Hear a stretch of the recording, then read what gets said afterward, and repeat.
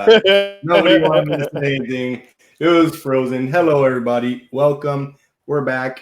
It's Premier League time. Match day 8 is in the books. Lots to talk about, and we're gonna get to it. Welcome if you're here. If you're not, thanks for joining us later after the cast or the stream, whatever you want to call it.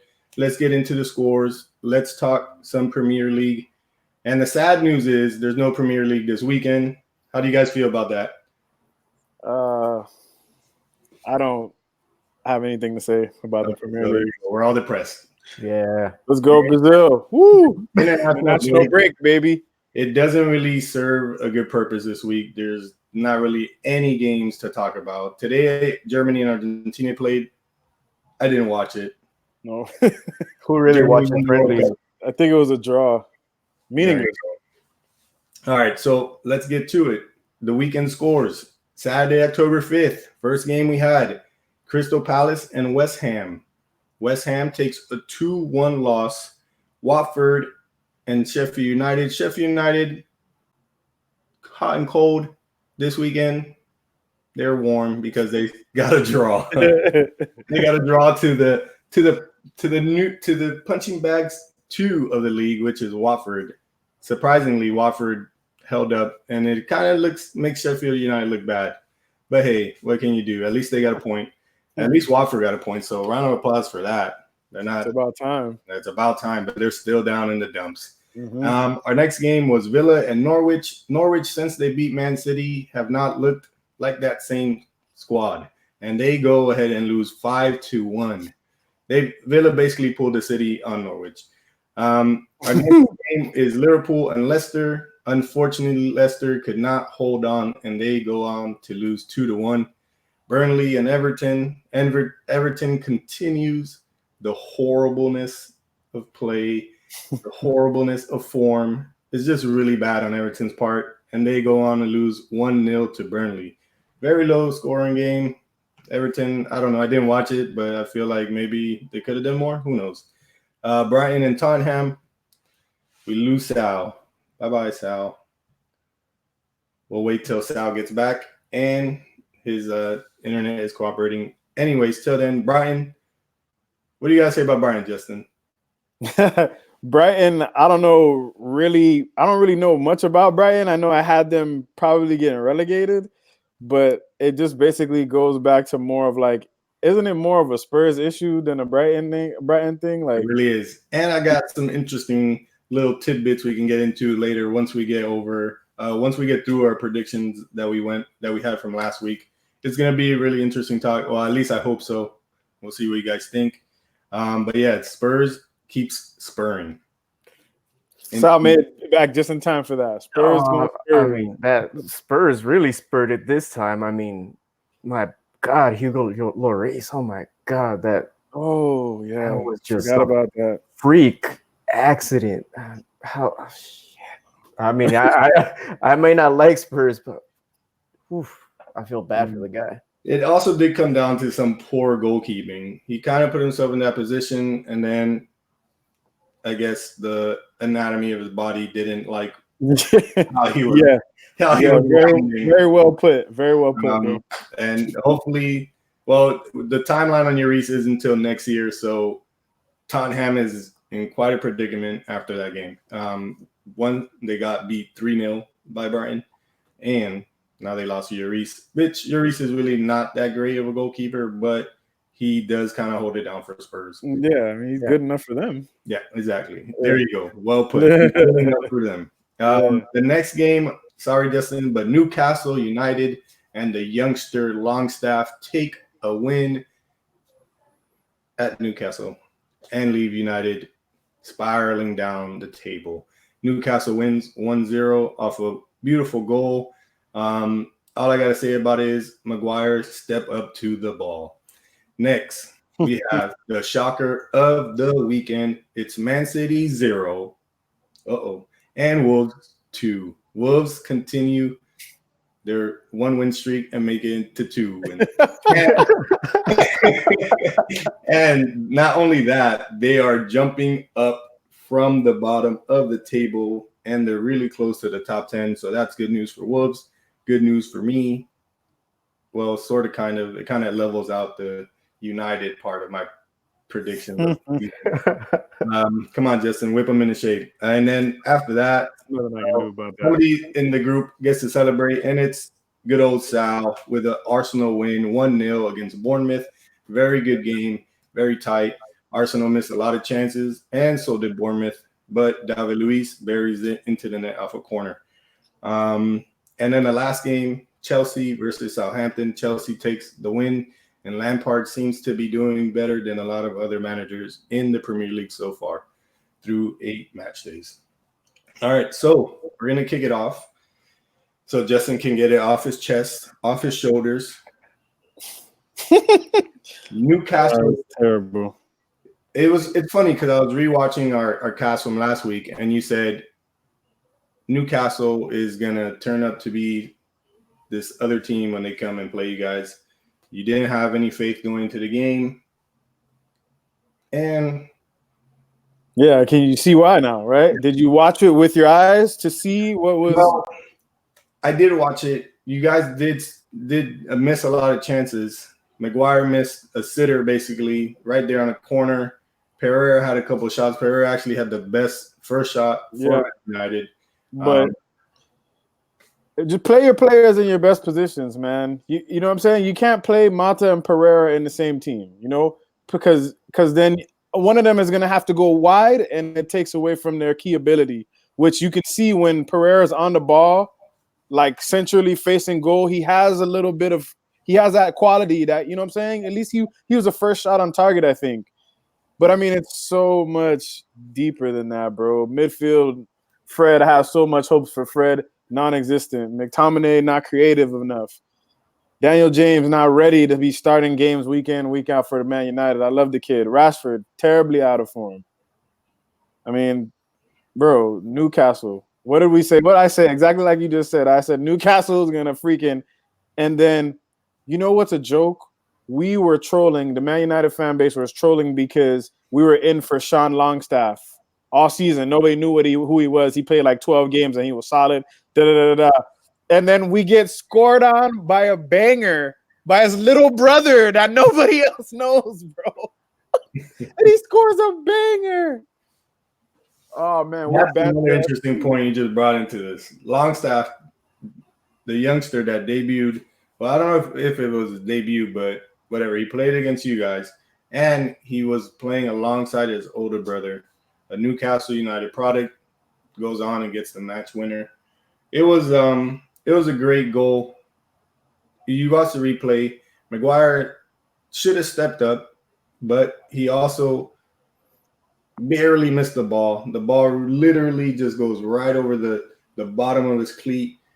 It was crazy. Anything could have happened, but since you don't step up, you don't deflect it, you don't do something, De Gea gets beat, and he becomes a sensation for the day for Newcastle. We're in relegation battle form. Just want you to say that. I just want to let you guys know that we're in the form that we're in. I'm not there.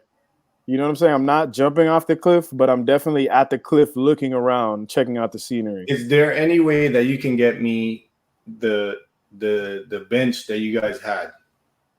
The bench that we had for that game? Yeah, because I saw the bench when the game was starting up on it. Nothing. And I only knew Rojo, I believe.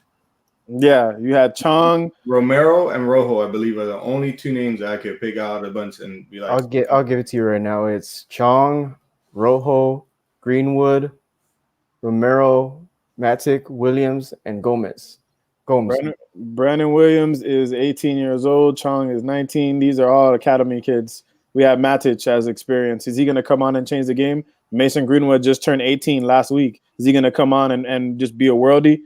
Like, it's bad, bro. Like, this shit is, excuse my language, but this shit is like, it's top to bottom, man. And it's a snake. And they're not going to go anywhere, bro. If Ali gets blasted by Liverpool, he's going to get sacked. We're going to get a manager again. He's going to right the ship for a little bit of time. He's going to need players. Board's not going to get the players. We'll be here in 18 months again. We'll get to that. a little bit later. A good note for the American fans. And by the way, next week, Wednesday, we will be speaking U.S. soccer because we have 2 games. Non-important. We should win them, but that's neither here nor there. Okay. USA. Yedlini gets a start. He's back from injury. He played as a wing back. He had a decent game. I won't say a great game, but, he held down. He did what Yedlini does. The one person that I did not expect it, but they did bring it up at the beginning of the game was Saint Maxin or Maxvin, or I don't know how to say it. Yeah.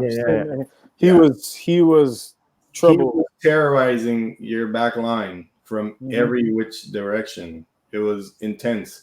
And he would take it down the left, and the lot had to deal with him, opposite wise. And then on the right, and the lot was just trying to hold himself because he didn't want to put a foot in. He was just basically reading the guy's movement and just kind of shadowing him because he's like one false step, one move, he was cooked. Done for. And he was cooked. And that kind of took a hold of the game.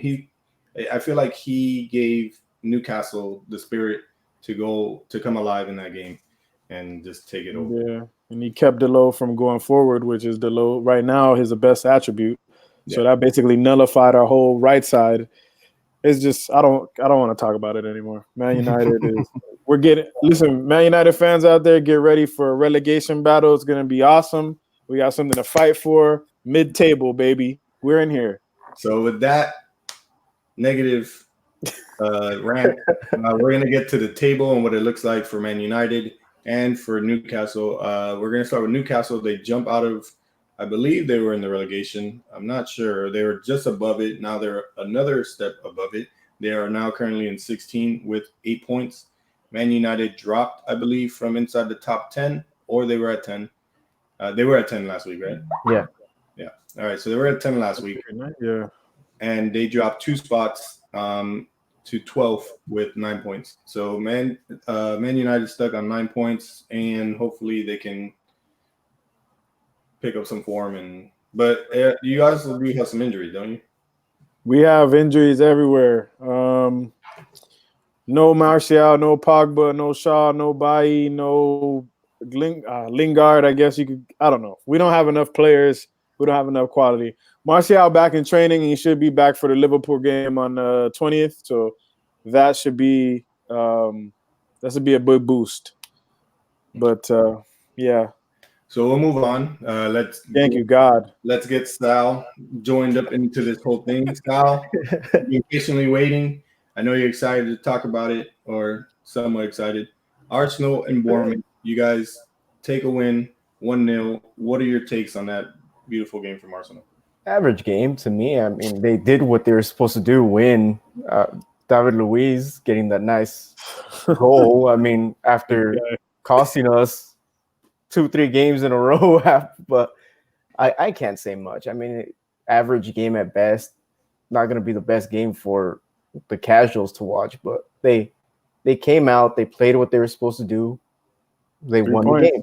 That's that. I mean, we took the 3 points. We're in 3rd place. We're sitting a point behind Man City, which is something I wouldn't think I'd be saying at this point in the season, but it's all weight game now. Bellerin and Tierney to come back. And once they come back, that's the team I want to see. Once they're there and that starting 11, to me, that it keeps them top 3. I don't see any other team really jumping them after that unless they make some dumb mistakes down the line. But yeah, average at best.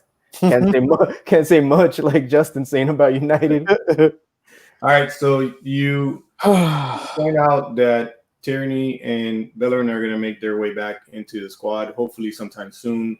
Do you have any update on what Lacazette's timeline is looking like? Probably December at best.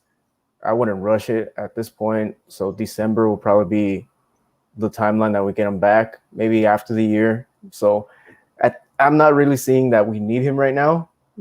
But what kind of injury does he have?